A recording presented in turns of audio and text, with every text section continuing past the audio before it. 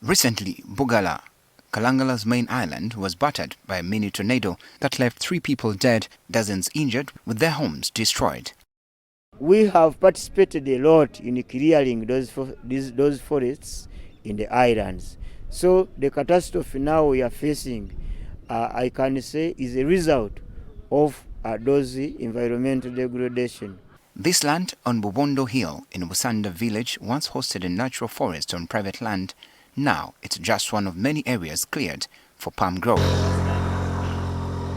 The district's senior environment officer, Joseph Biaruhanga, says Kalangala has recorded over 50% forest loss in the last 2 decades. Today, the actual forests have reduced actually by half in 20 years. We used to have 57% of forest cover in the Kalangala district, but now we are at 22%. Several factors have been blamed for this worrying deforestation. We have people go in the forest to clear for one, timber, and for firewood and charcoal. One is commercial agriculture, especially this one of oil palm farming, because here everyone is mad about oil palm farming because of the monies that come along with the oil palm crop. It's not just oil palms. Rice farming is another major driver of deforestation here. Rice growing actually has been worse than oil palm farming. Yes, rice growing by people largely from Rwanda. But Biaruhanga says poverty and the struggle for survival also fuel illegal forest activity, even within government-protected reserves. You know, there has been a combat against illegal fishing on the lake. And now people who didn't have capacity to buy the right gears, they went into the forest to burn charcoal, to cut firewood, to cut timber.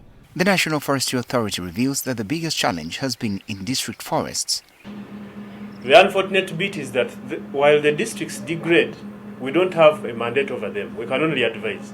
But you will find that in all these districts, the local forest reserves that fall under the districts have been cleared for urbanization. The central forest reserves have also to some extent suffered. But our 31 central forest reserves in Kalangala are intact. They are only traces of degradation, which we counteract and replant indigenous trees. At Njoga Central Forest Reserve, this is the site that welcomes you. However, evidence of degradation is clear inside the forest. But not everyone is playing by the rules. District leaders allege that some NFA staff have been complicit in illegal logging. But what they do, they work with police, sometimes work with the office of the RDC. They get money and sell the trees to timber cutters. And the timber cutters give the offcuts to charcoal burners. And of course, the community go there to collect firewood. So early this year, we changed the former sector manager who was there because a lot of queries were being pointed at him. And we have a new sector manager. And the management, as per now, is working well at restoring and protecting the available natural resources. Mutambala is another forest that in the past suffered degradation. As the area LC1 chairperson Sulaiti Kafero narrates, the forest produced the biggest trees in the district, which ended up being harvested by self-seekers. I've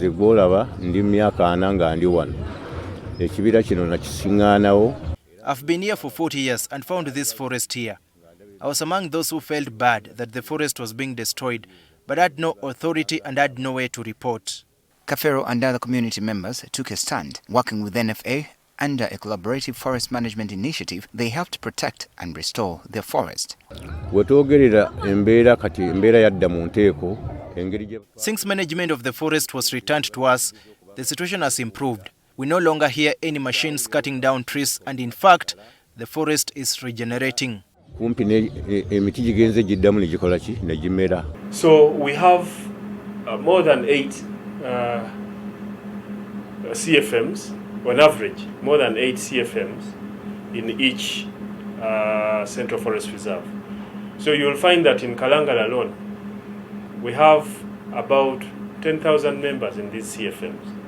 And it's really transforming the societal perspective of what NFA is and what the community has to do in order to protect and develop Central Forest Reserves alongside the National Forest Authority. This rainy season, starting March, April, May, we have restored in the 31 Central Forest Reserves over 10,000 hectares. Poor people cannot conserve the environment. We want to promote oil palm growing here alongside tree planting or reforestation. Already we have government forest reserves. We want to do enrichment planting. Government should come up with gas, subsidize the price of gas. Uganda's forests may be under threat, but efforts like those in Kalangala show there is still a chance to turn the tide. One tree, one village, one voice at a time. Now, this is part of Njoga Forest here in Kalangala, which has been degraded. Forests have critical roles in the environment and have been often described as the lungs of the earth. If nothing is done to preserve them, communities around here are bound to suffer from more disasters. I'm Benjamin Jumbe, NTV.